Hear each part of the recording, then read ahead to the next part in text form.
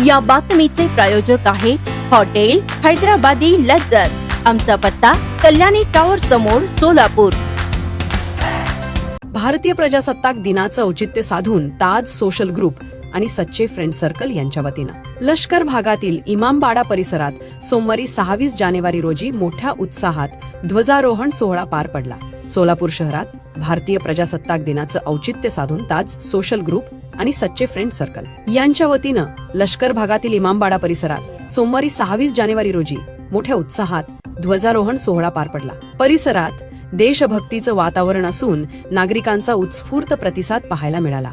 हे ध्वजारोहण माजी महापौर आरिफ शेख यांच्या करण्यात आलं।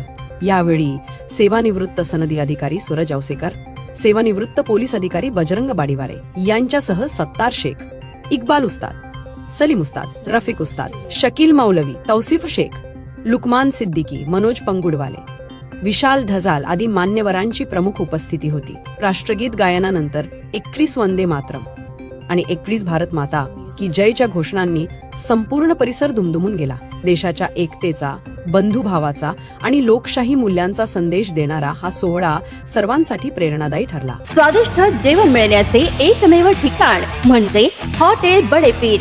फॅमिलीसाठी खास सोय, पार्सलची सुविधा उपलब्ध। आमचा पत्ता लक्ष्मी मार्केट, विजापूर वेस्ट, दुसरी शाखा मुस्लिम पाशापेठ, जिंदाशाह मदार चौक, सोलापूर।